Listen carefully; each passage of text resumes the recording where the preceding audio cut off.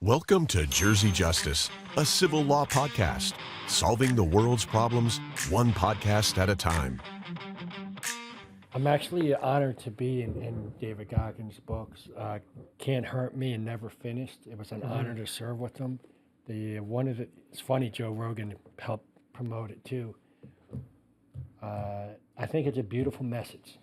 It's a message about, we all go through some hard things, but I know in Hell Week, I was in a stacked boat crew, but a lot of times you make it through with hard things by kind of rallying around with good people. And here it says, master your mind and defy the odds.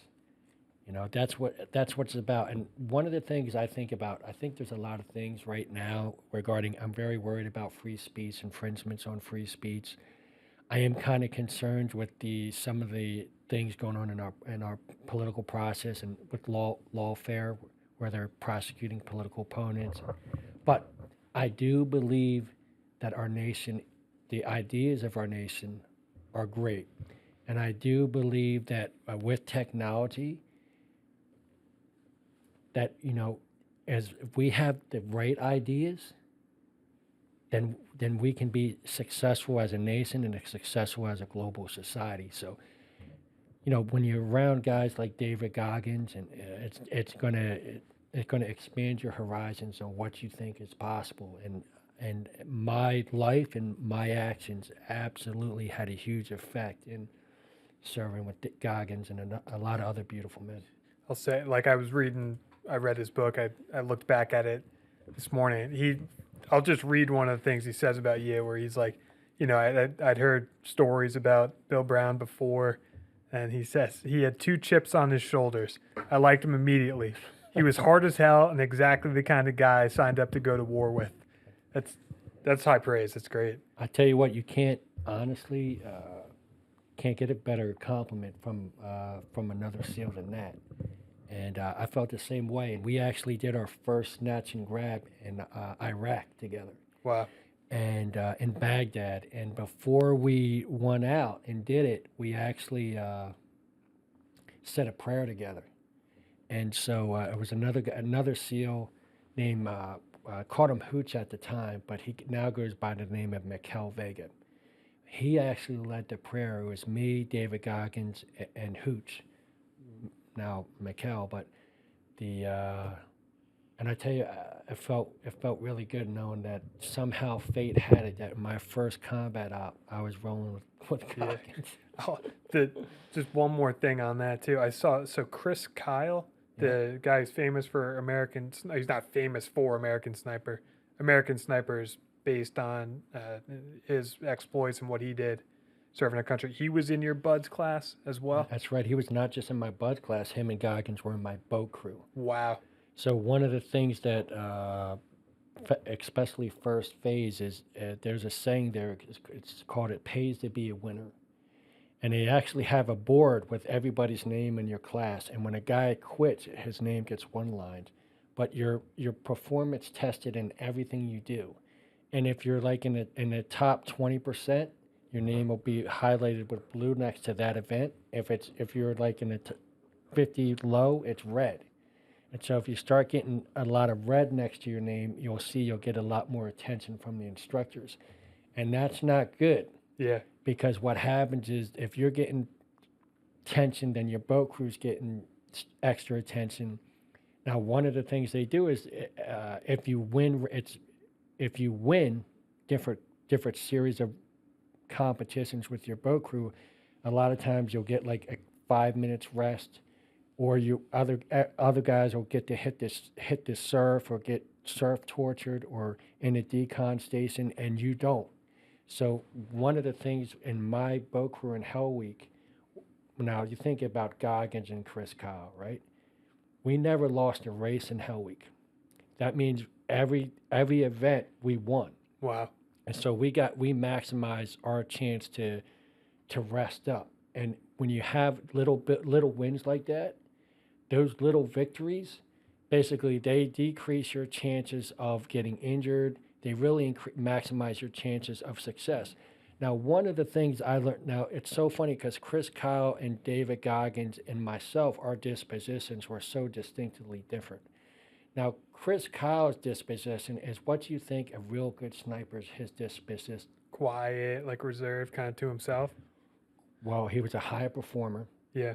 He was reserved, right? And the other thing about, well, to be sincere, in that point in time, Goggins and I were the leaders of the boat crew, right?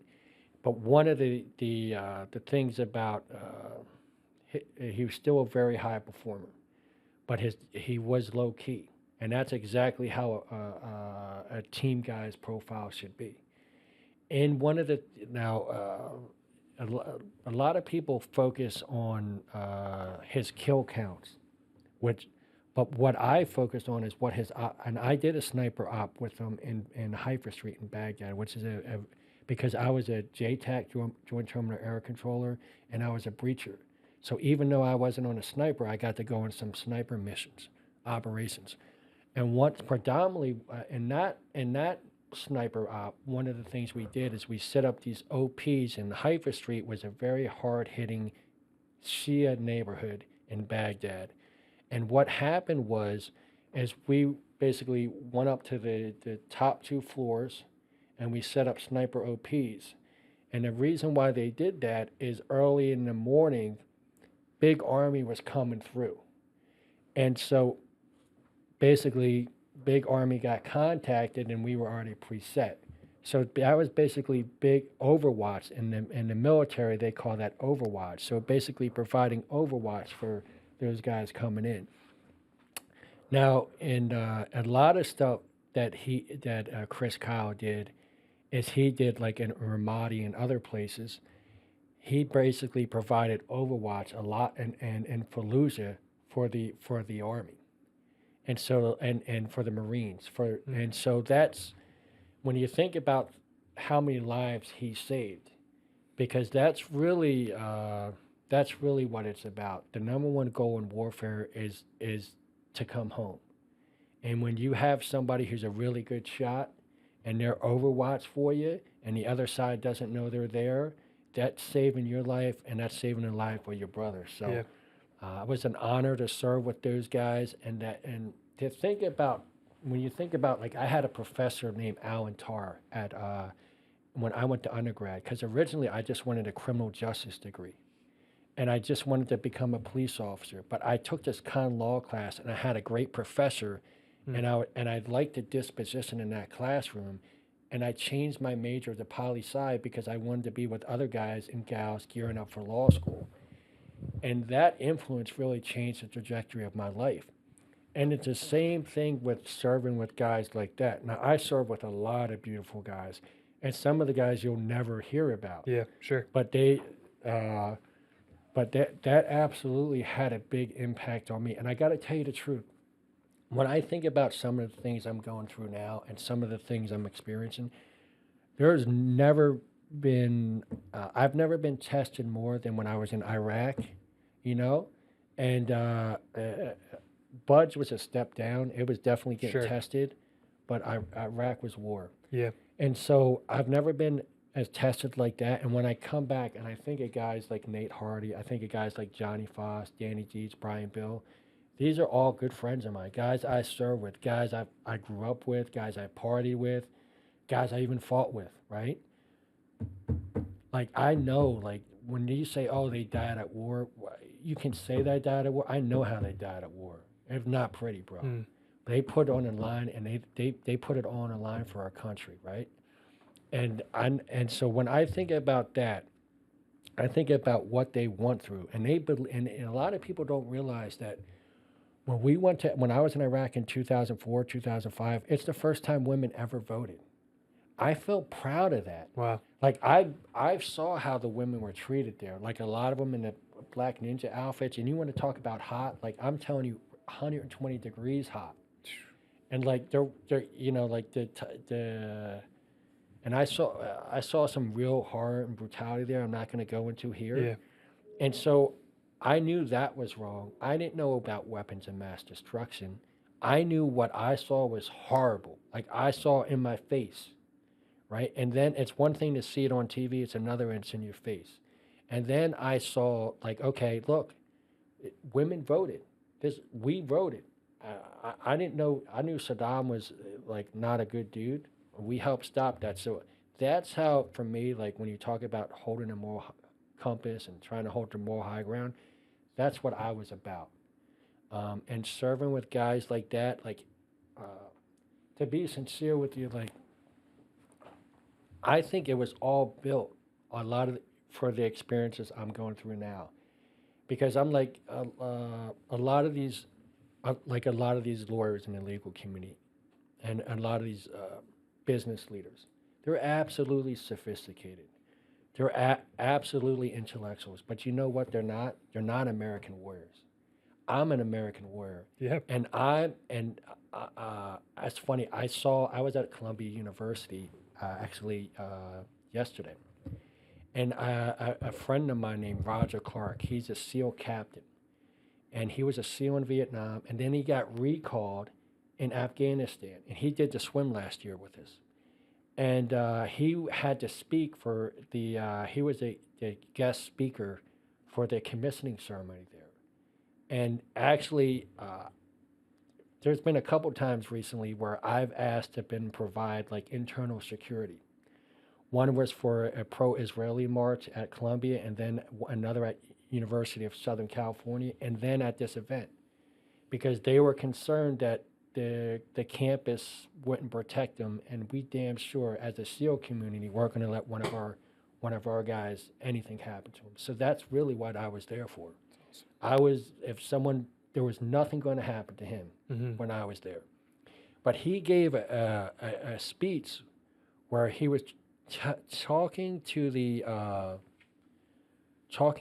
new Navy officers about an experience in Vietnam, and basically where they were trying to get a VC commander who had information on POWs, and they got intel where it was set up where it wasn't in his favor, because the general was situated in the middle of this village, and they had 3 anti-aircraft compartments set up, pieces in like a triangle formation. And why it made it very difficult is the insert and extract had to be at a great distance, right? And so it created a lot of issues, but he decided to move forward anyway. And his message was on irrevocable commitment, And he used another story to rationalize that as a combat jump. It's like, okay, once you're jumping out of this airplane, you're committed now. Like, that's it, you're committed. There's no pulling back. Well, I'm going to tell you the truth. When I served with guys like David Goggins, Chris Kyle, when I served with guys Nate Hardy, Johnny Foss, Danny Dietz, Brian Bill, when I know what they've done for our country, I have irrevocable commitment in the values of this Constitution. Like, the day I die, I'm standing up for, because the truth is, like, I believe that those values, that's what made our nation great. There's a reason, all this bullshit about our country being a horrible place. Why do you have millions of people coming across our border? Yep. Right? Our country is beautiful. I love our flag. I love our freedoms. And one of the biggest freedoms is freedom of speech. And I'm standing up for it. And the other thing I think about is, like, lawyers, right? Our job, people don't realize it, but our job, people want to shit on lawyers. But we keep things together. There's always going to be conflicts. But guess what? If you have an agreement with somebody and they don't pay their bill, who are you going to call? Yeah. Right? Or guess what? Something happened, and there's some type of issue with with child support, or some type of issue with some type of family issue. Who are you going to call? There's some accident happened. You've been injured. Who are you going to call? You're going to call lawyers. And guess what? Who's going to decide that dispute? A judge, a trained lawyer, right? So when you think about the legal community and what an important role it plays for a society, it's huge. Yeah. And that's one of the reasons why I was gravitated to it, right? After I took a con law class and I realized the influence of attorneys. And now one of my greatest fears is, here's the truth, gentlemen. I think the greatest threat to democracy that our nation's ever faced is through political hack attorneys. Now, you look at these different federal and state prosecutions against the current GOP presidential nominee. They're absolutely politically biased. It's the first time a president has ever been criminally prosecuted. And what, he's facing 34 felony counts? Right? He's facing 34 felony counts because of some business records dispute for paying on an extramarital affair. Like, this is outrageous. This is a corruption of the legal community. This is, and the fact that if you even look at the special prosecutor now that's handling that case with Alvin Bragg. He was a former senior justice attorney under Biden, Matthew Colangelo, lead attorney and political prosecutor. Right now, in that prosecution, he was under with DA Alvin Bragg. That it's ridiculous. It's outrageous. I mean, there's so many issues that go on with that. You look at what they did to Giuliani. Now, Giuliani, he stepped up for our nation after 9/11. He stepped up, rallied the people together. He helped New York City was unsafe. He helped New York City become safe again. And you know, one of the things when you talk about one of the big scares I have with our country, you look at any bank. You go to any bank, it's always quiet because big business, especially big business, likes stability, likes things to be quiet. Well, things aren't quiet now. And you look at things that are happening with the dollar and nationally with other nations coming together trying to undercurrent the dollar and investors. Well, guess what? Things aren't quiet here. There's huge question marks about what's happening in this country now.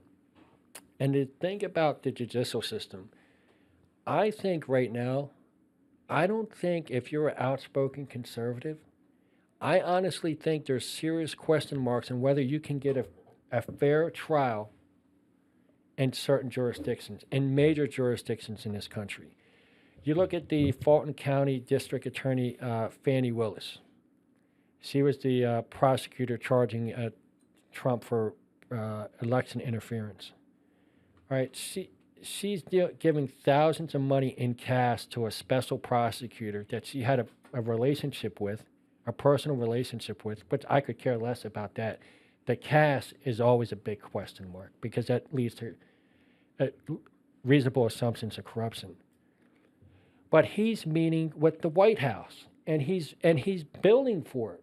He's meeting with the White House, and he's building for it. The reasonable explanation is that why is he meeting with the White House is because it's political motivated prosecution.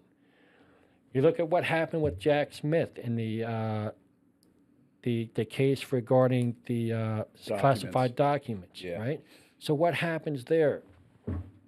It turns, number one, they raid the guy's house, the SWAT team there. It's basically the walk of shame. It's a flex. They use the FBI to flex on him and everybody else. It's a flex.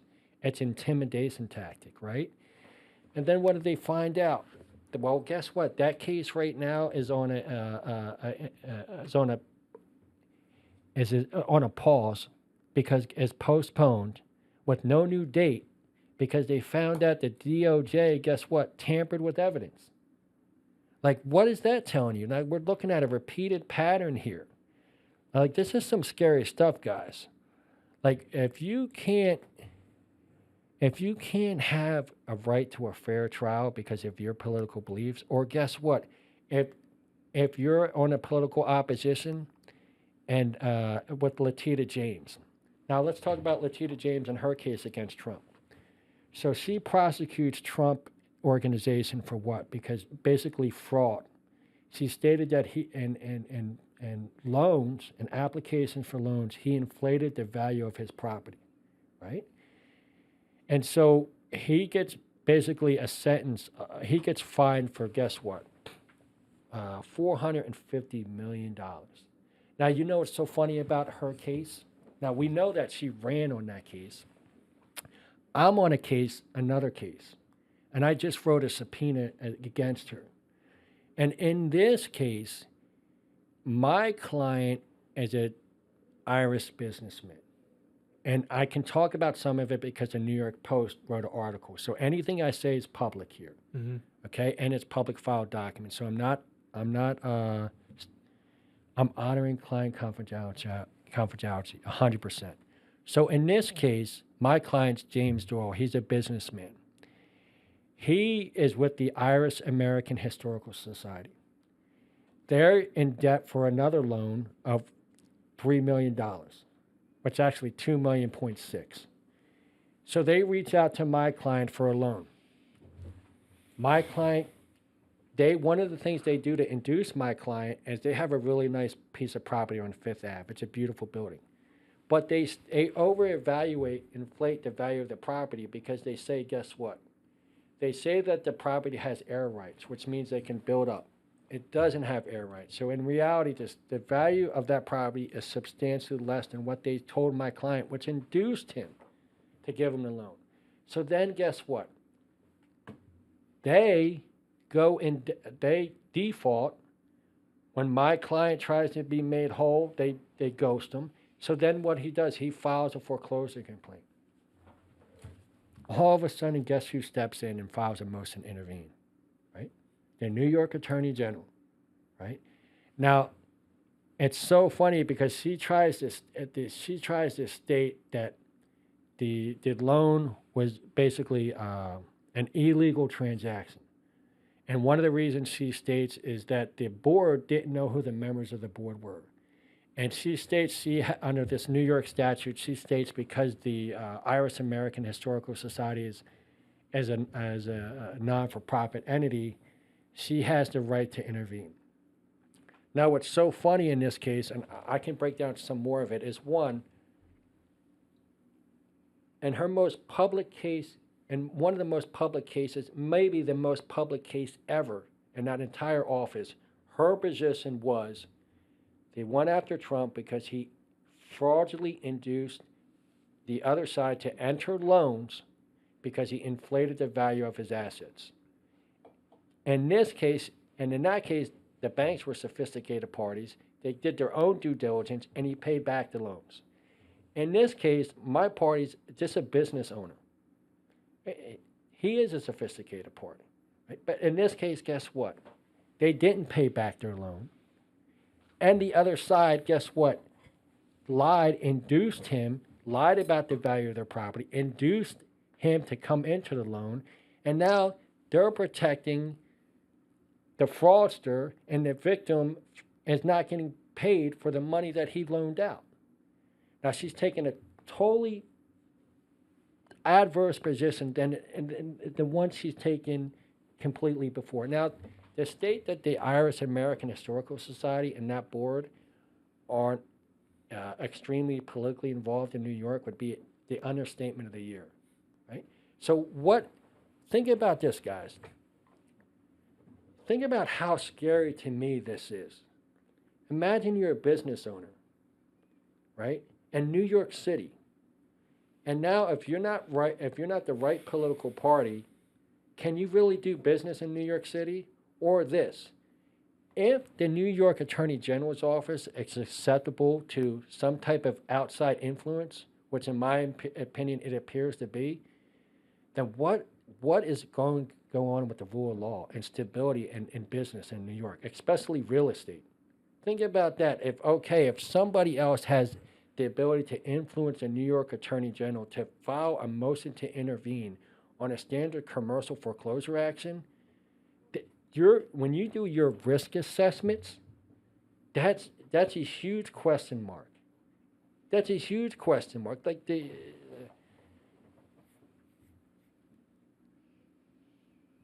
Jesus Christ, New York City real estate has got to. If your investors have to seriously question where the New York Attorney General is going to be now. I think it is a little wacky for someone to campaign on the platform that you're going to convict someone. I think that's a little weird. You know, Yeah. I think that's a little crazy. And why, when we talk about, remember law school, and remember one of the biggest issues was, whether in federal courts is, jurisdiction and venue shopping and things like that. Well, you look at a lot of these cases and where they've been brought up. Oh, well, it's clearly venue. It's clearly venue shop. There's no doubt about it. Can you get, and my concern here is this. My concern isn't whether you're a Republican or a Democrat. My concern is, look, the real issue is if you can't get a right to a fair trial because you're in a certain political perspective, or because of there's a reasonable concern that the prosecutor's office can be influenced by outside means, that's a real erosion of capitalism and democracy. Yeah, that's a problem. Yeah. And one of the things I don't see is a lot of these big law firms, they take up a lot of causes, right? And some of them are just, 100%. Some Yeah. of them are just. How can you be an attorney now? How can you be an attorney now, a reasonable attorney, and see what's happening and not speak up? And not say something's wrong here, something stinks, and not see, okay, Trump. You think it's going to stop with Trump? Right, that's true. Yeah, it's just Precedent. I don't think it's going to stop with Trump. It didn't stop with Trump when they shut him out on Twitter. They shut a bunch of other people down who had different views on the vaccines. To think it's going to stop with Trump now, it's not. Like, okay, how are you going to conduct business? How are investors going to invest now when they don't know whether the prosecutor's office is going to unnecessarily get involved in regular commercial transactions? It's scary. Yeah, I hear what you're saying. I think, we talk about the chilling effect. Who really wants to run for office now? Let's say, who really wants to take on what Trump's taken on? Yeah, put that target on your back. No. It's crazy how nasty people get in politics. Like I was saying, we can't get like that in court. In the courtroom, we'd get in trouble, ethical trouble. Not even in the courtroom at a deposition. But it's nasty how politicians talk to each other and stuff. But they get 34 counts, 34 felony counts, because some prostitute got some money. 34. They're trying to bury him. They're trying to financially bury him. And the truth is, and this is the truth, it's politically motivated from the top. That's scary. Yeah. Well, I guess the claim is, so it's not so bad to falsify business records in the state of New York unless misdemeanor. Unless you do it to cover up another crime. So statute of limitations ran out on that misdemeanor. Did it? Yeah. I don't know. I guess the other crime they're saying is campaign finance, because the money was really paid to Stormy Daniels to influence the election, and then Trump's major defense is that it would have been to protect my family, and I think that's what the issue is in the whole case. But I don't know. I think the Judge Merchant is fair. I think the jury will do the right thing, but there's no doubt about it that when you bring because when a prosecutor brings a case, it's very similar to what we do when we bring civil cases, and we want to try. And our job as a personal injury lawyer, as a contingency lawyer for someone who's been injured, our job is to essentially get them a financial recovery, to prove that they did something wrong and what the damages are. And when you do that, you want to try to bring it in the best venue possible. Like, for example, Ocean County, terrible county for plaintiffs. I once had a case in Ocean County where a guy broke his leg in a car accident. He was a passenger. It wasn't his fault. He was a salt-to-the-earth guy from Ocean County. He was a tugboat captain, in the New York Harbor. It's like an Ocean County guy. And he broke his leg, had a knee replacement, really bad injury. And I think they were offering like $200,000 to settle the case. I think we wanted $500,000, and the jury awarded $120,000. So that was a loss for us, and I'm not afraid to talk about my losses because any attorney who claims he or she doesn't have any losses has not been an attorney very long. And then the jury was shaking his hand on the way out, thinking they just did him a huge favor.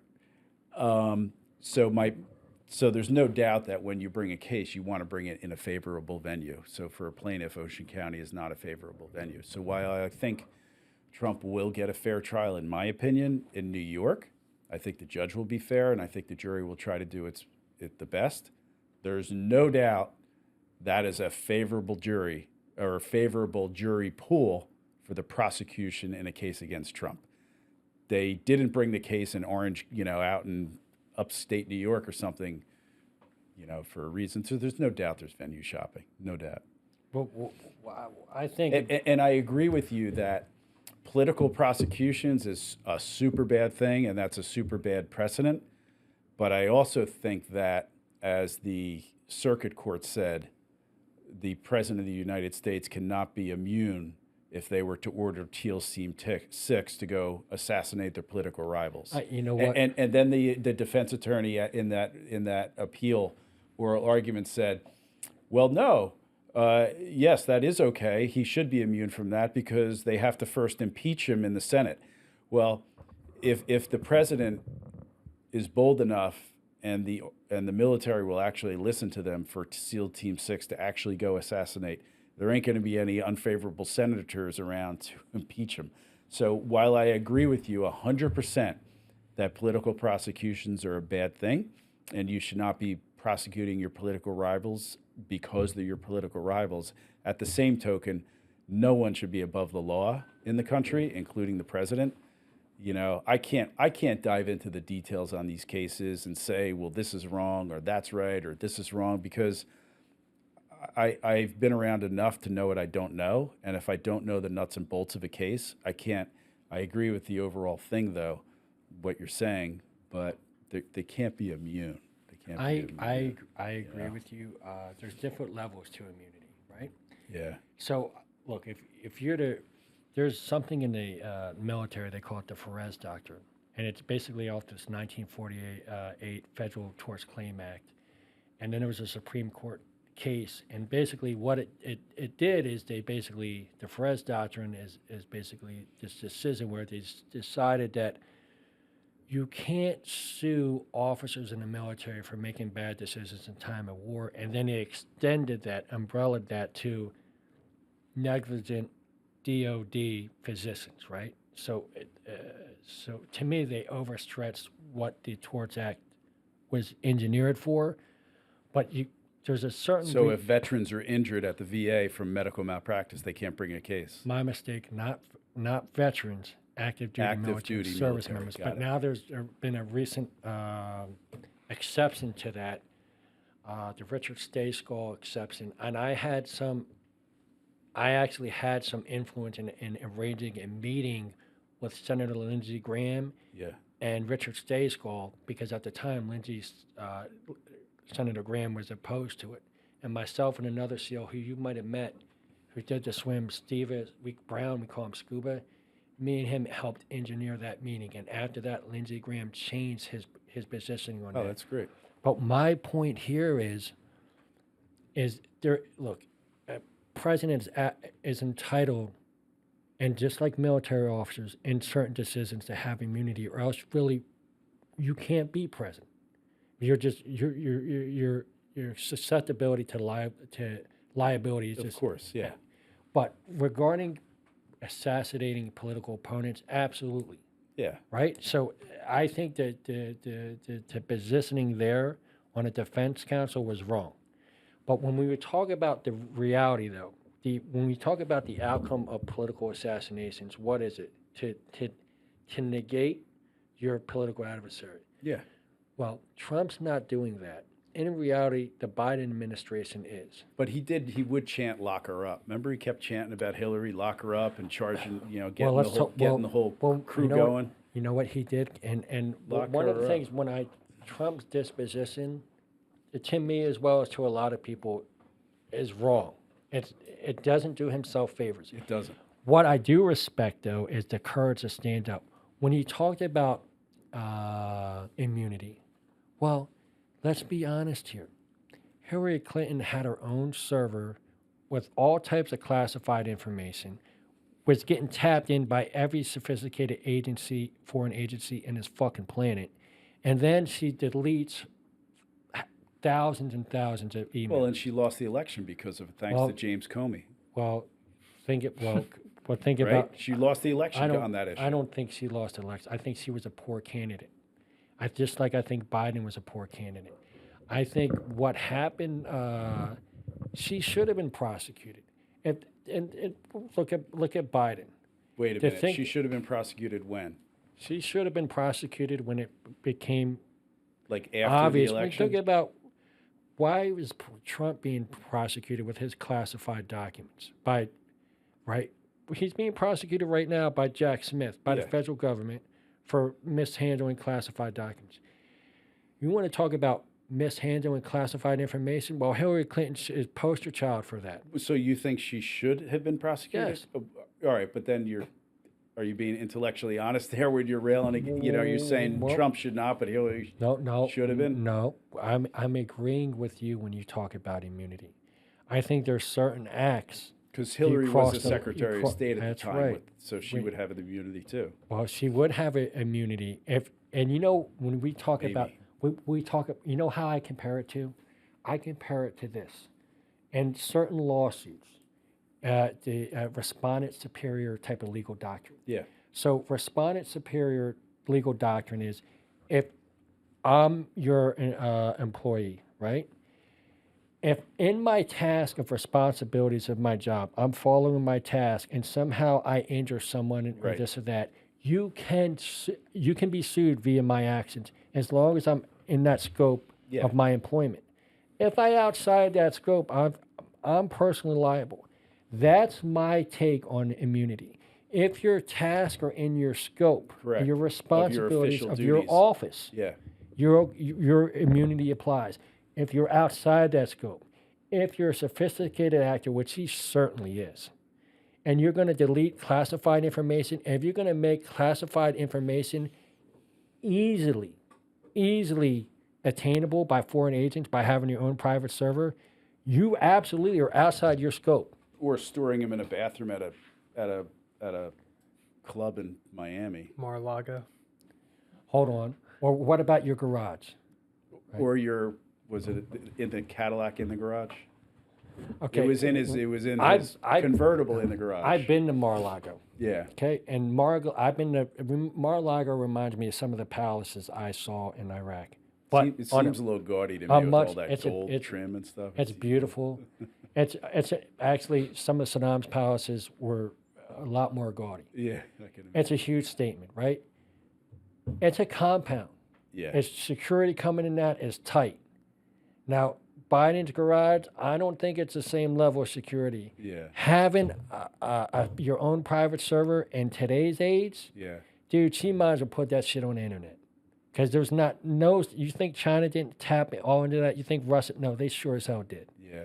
Now, they always say the cover-up's worse than the crime. That's what got Nixon with the Watergate. It wasn't putting the tape on the lock. It was, So when Biden was like, oh shoot, here it is, take it, come do what else, anything else? Whereas Trump, they asked him for it for like 6 months or something. He didn't turn it over. I don't know. You see, What do I know? I don't. I value the outcome I value the outcome as how you should really weigh it. And the outcome here is, do I think foreign actors got a hold of information in Trump's compound? It's a lot less likely than they did in one of, at Penn State, they found some stuff that Biden classified documents. I think that's much more accessible. Or the most grievous act is your own private server when you're the Secretary of Defense. That's outrageous. So I think Now, if you want to look about the tiers of justice, like it's quite obviously to reasonable people that. Now, here's the truth. I got an internship at the Delaware AG's office after I got into it with Chris Christie, in my opinion, because the Democratic Party was courting me. Bo Biden was the DA at the time. He was the AG. I specifically was told I got that because I was an Iraq veteran and Bo Biden was an Iraq veteran. It was an experience for sure. Now, I'm grateful for the Bidens for that, and I have to be truthful in that they did. I only got that internship for that reason. But it was common knowledge at that office that it was a no-show job, a no-show job for Bo Biden. He was never there. Did you ever see him in there? I saw him once in the elevator. Okay. Now the other thing is, you look at Hunter Biden. It appears that he was a bag man. That appears what he was. It appears the Biden family was going over there using his position to get rich. And it actually appears a lot of it has to do with, That's a little weird, though, because that's out of character for Joe Biden, because didn't they always joke that he was like the poorest guy in the Senate and he would take the train to work every day and all that? I think that's I think that's a good image. An image. Yeah. I think once upon a time, I think now, I don't think Biden's a shot caller. I think Biden's a puppet. I actually think this is a third term for the Obama administration. I think they're the real decision makers here, and I think they don't really care about Biden's legacy, so they can pump on the gas because they're not going to get the immediate after effects. One of the things that concerns me when I look at, I actually look at this case when you talk about the judge Mershon? Yeah. I'm really worried about that case because that's the case that can put him in prison. That's the 34 felony counts. Yeah. When I think about the possibility, this is the first time a previous president has ever been criminally charged. Yeah. 34 felony counts because some prostitute got some money. When I look at that, that's what I find. That's when I saw I'm a SEAL, right? And one of the things I was always trained is what's the greatest possible threat? Yeah. That's the one you focus on. Yeah. To me, that's the greatest threat. When you talk about, look, that judge's daughter, she works for a lobbying firm that gets paid millions of dollars from his political adversaries. That alone shows a huge conflict of interest. The fact that he's donated to the Biden campaign shows that he has a conflict of interest. Merchant has? Yes. Oh. He had. I don't know why. I know why he didn't recuse himself. Well, how could he? His daughter's making, in her firm, they're making a lot of money off this. Yeah. I'm concerned because,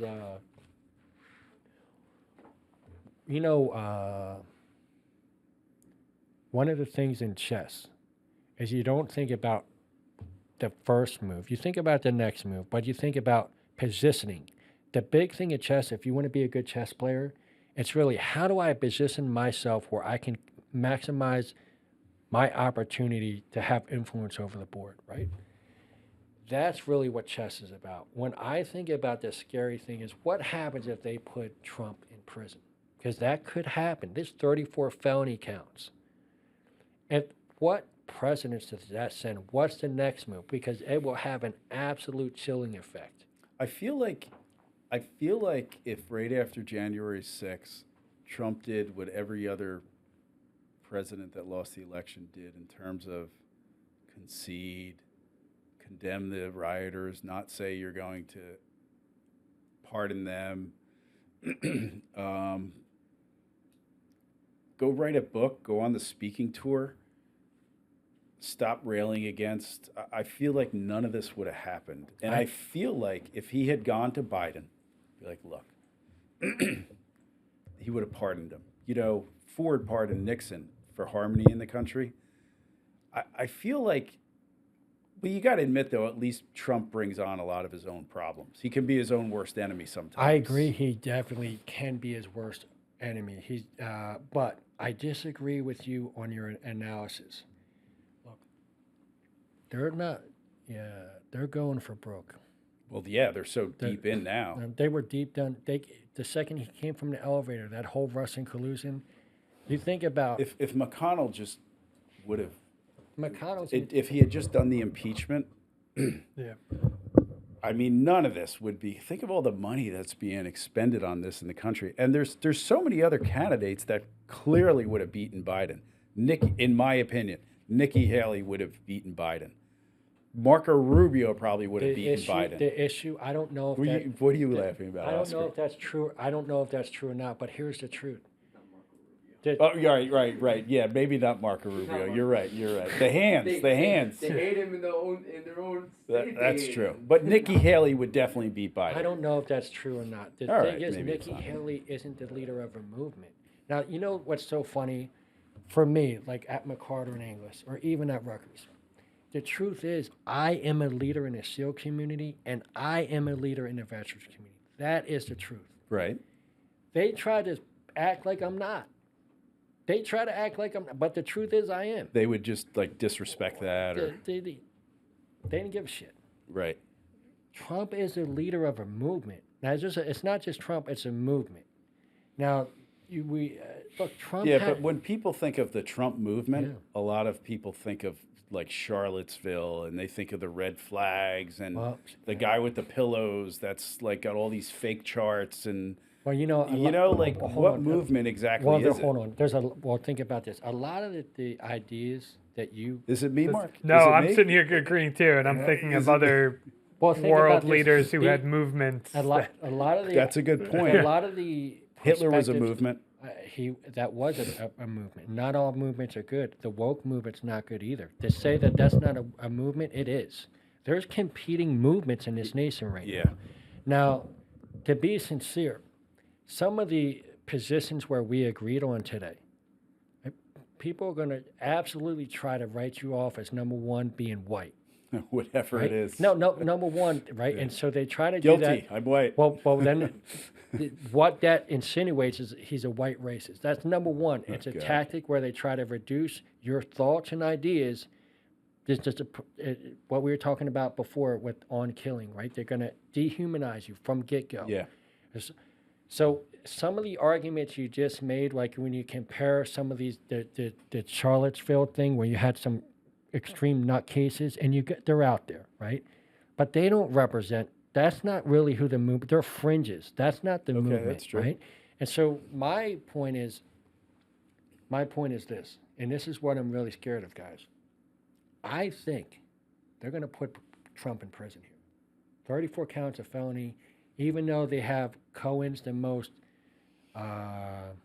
What's the right word? Incredible. He publicly lied to Congress. He's been convicted of it.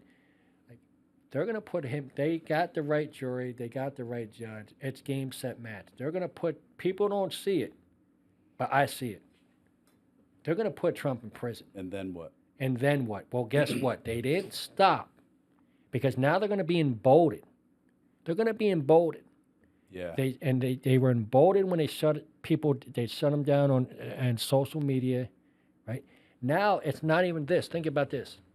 A lot of people should really think about this case that I'm working on, right? It's John Doyle versus Irish American Historical Society, right? And you can, all the public filings, you read it.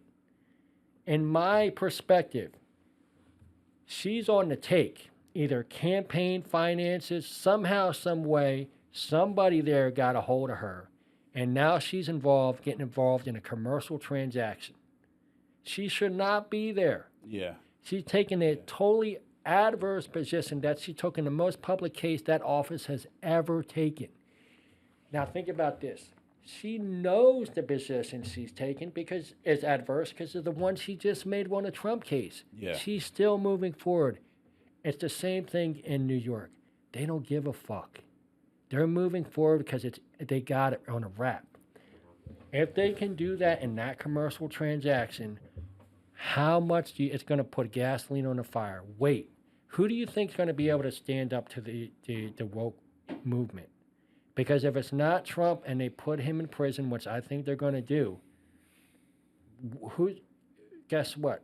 You think Do you think those zealots on the other side, when they get wind of this podcast with me and you think you're not going to be in their crosshairs? You will be.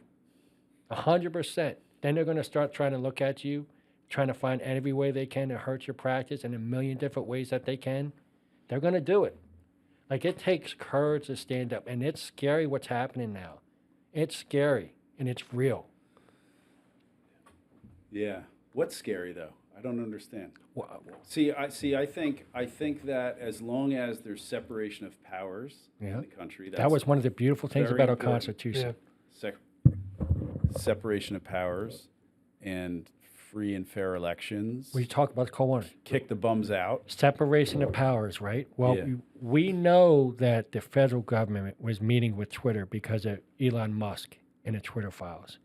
We know there was joint activity and suppressing of political perspectives. Yeah. So no separation of powers there. We know that the White House and met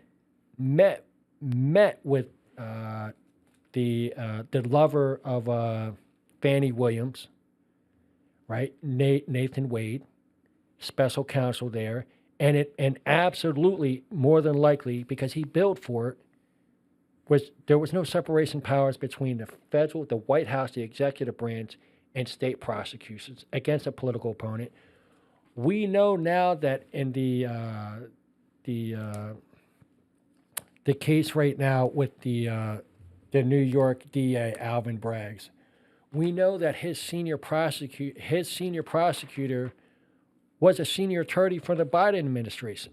No separation of powers there. Imagine the paycheck he got there to the cut in pay he got now. Yeah. There's a reason for that. So when you talk about separation of powers, look at these universities that receive all types of federal grants, state grants.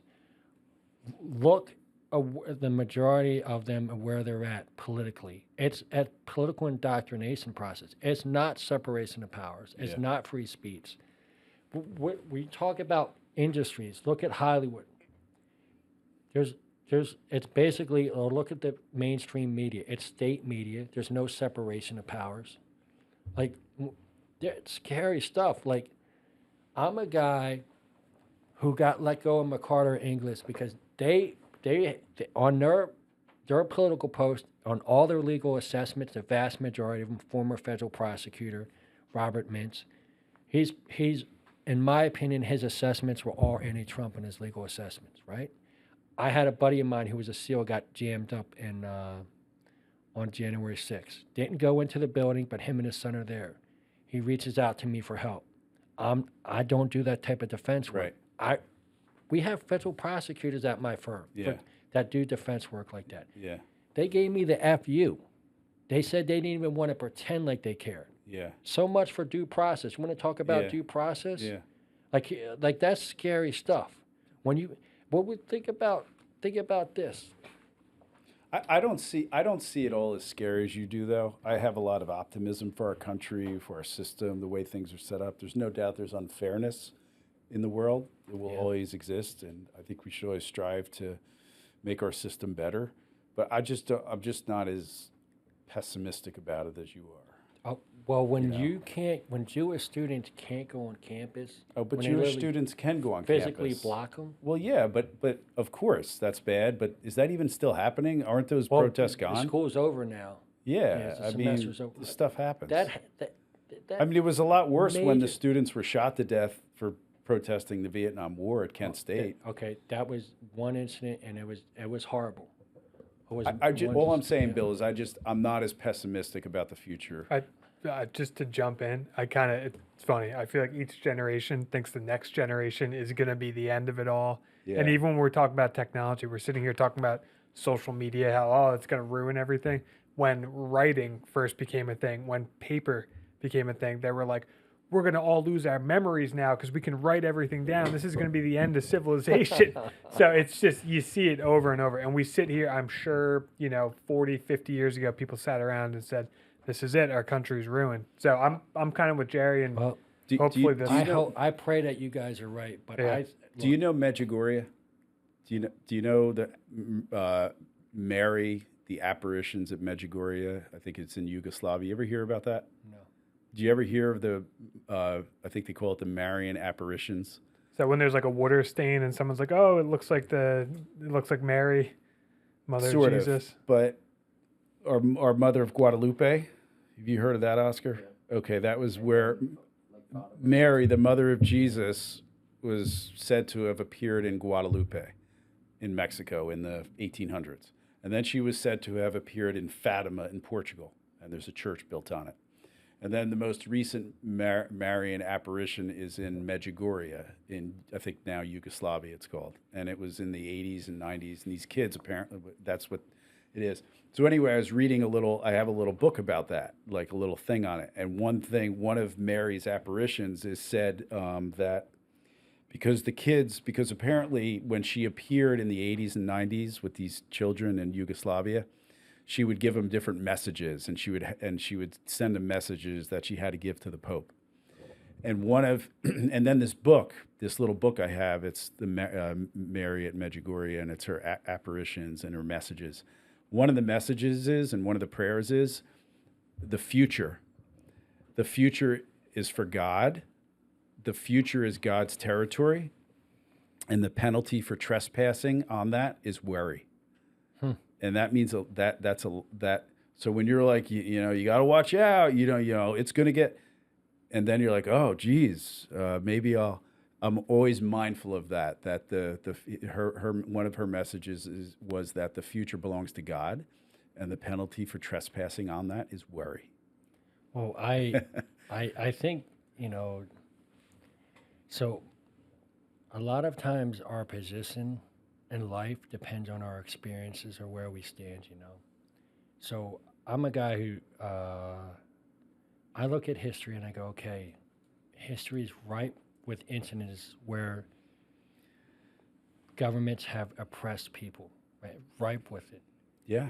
And so now I go, okay, to be sincere, even today, right? If you look what an outlier situation our nation is, where you have democracy, where you can have free speech, right?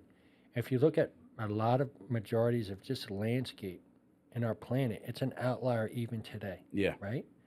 China, Russia, a lot of these, major superpowers, that's not the case. You look at large parts of the Middle East, you look at parts of South Africa, parts of South America, that's not the case.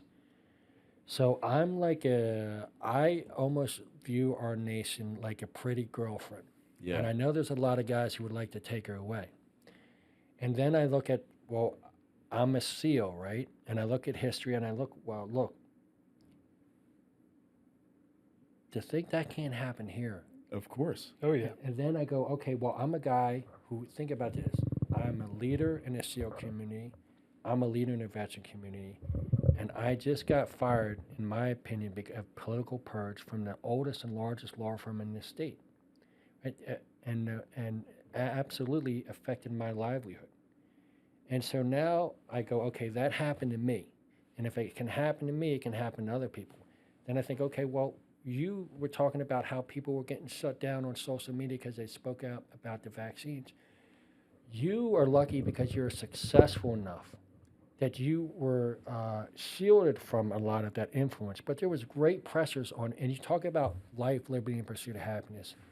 If I can't have the ability to have a job unless I unwillingly, which I did, because I wasn't in favor, gave in to get my own skin penetrated and my body penetrated by some things, some medicines that really didn't have a chance to get tested, fully vetted, because of basically political and employment pressure is what happened to me. Yeah. And then you think about think how many businesses got shut down there. Oh, that was terrible. How many businesses got, and then the government with the PPP funds and EIDL funds decides what businesses can stay in, what businesses can't. Like, this is scary stuff. There's a difference between big law, though. There's a lot of politics in big law firms, and there's a lot of corporate backstabbing and ladder climbing and all this stuff. That it's different in big law as opposed to it can be. I agree, but it's I agree not with like you. that everywhere. I agree, but here's the thing: big law is where big money is, and big power is. And then the other thing is, okay, is big law just an isolated sample. And my position is no, it's not. How many other industries have been saturated with? Big law can be big power, but our little tiny law firm has had a lot of influence. We've argued cases and we've argued a case in front of the Supreme Court. We've had several published decisions, and we're going to argue in front of the Supreme Court again and have another chance at shaping New Jersey law. So you can have an influence. It's great in democracy. But to your point, I throw out more cliches. The price of freedom is eternal vigilance. Yes. But I think we should finish up soon because I'm You got a book? You're thinking I'm going to start to get hangry. But here's one thing I do want to say. I want to point out, Bill, is that I've read some of your stuff on social media, and much less so because I deleted LinkedIn, I deleted Facebook. I just think it's terrible. I think TikTok, these kids and everything. But of the stuff I've talking in person, and here's what's great. And here's why I also think we shouldn't be so pessimistic about the future, is because we're sitting here having a civil conversation. We're not throwing stupid comment barbs at each other like you might on social media. And I think that's awesome. And I think the fact that we're doing it like in this context and it's not on CBS, ABC, NBC, and we're spreading it. Yeah, it's like a real thing. And I think that's aspirational and optimistic for the future, man. So what else, Mark? No, I totally agree. We I think I said hey, welcome to the reiteration of the Jersey Justice podcast. But even the dynamic of sitting in the same room and having these conversations. So I totally agree. There's things you brought up that I don't necessarily agree with, but the response here is oh well, why do you think that? Or I kind of think this and this is why. I'm not sitting there commenting you idiot. Why would you ever think? Yeah. Just because you've been the most. That's what I was getting at. Is you've been the most convincing here than any video or anything I've ever seen on social media. The in-person thing. And I totally agree. And I think the reality is there's a lot more common ground than people realize. That's right. Yes. Like when you're on social media or you're hearing a snippet of one little comment that someone made that gets isolated, you're like, I so disagree with that. And you get defensive and you drift further and further apart. But here, sitting down, again, we have a lot more common ground than we probably thought before we started. That was surprising. Yeah, big time. So it's, for me personally, I've loved talking to you. Reading a little bit of stuff about you. It seems, I'm sure we could fill hours and hours hearing your story and everything you've been through. And genuinely, again, not to be overdoing it, but thank you for your service. It's a huge thing. Oscar, do you want to say anything? Final points over there. Final point. I'd say that a big final point is that back in the day, you tried to find the middle ground. You try to bring both sides, have a discussion on the table. Obviously, that's what was achieved here today. But at the same time, you're, in a way, still punished by society today by being in that middle ground category, because you're going to be hated by some and by someone one stance, and you're going to be loved by those same people by having a different stance. And unfortunately in the U.S., when you only have two prominent political parties and it's the only major developed, economically developed nation that only is prominently ran by two parties, you have situations where that middle ground people, they get lost. And once you get lost, you're forced to choose a side when it's not about sides, it's about what your ideology should be. And then that's when you succumb to what society wants you to choose, what society wants you to think. And that's probably a really grave danger to just, to live in, that you can't even have that free will to choose where you want to be. You have to pick a side. Guys, I think you guys all made really valid points. As a SEAL, one of the things I know is the time to act is not when you're in an ambush. It's too late. The time to act is when you is even before you get out leveraged, right? And I thoroughly believe in the values transcribed in our Constitution: life, liberty, pursuit of happiness, due process, equality, free speech. I thoroughly believe in them. And one of the things we talked about too, where the branches check and balance each other, separation of powers. Well, I'm concerned that there's great infringements in all of those values. And that's why I'm speaking up. I am very concerned with the next chess move. I'm saying it here. I believe that they're going to put Donald Trump in prison. I believe it's 100% political prosecution, and I believe it's unjust. And I'm saying it here now. I don't think it's going to stop with Trump. And I'm very concerned. All right, man. Thanks. Yeah. Thanks for coming on our Thanks again. podcast. Yeah. Thank you. Thanks.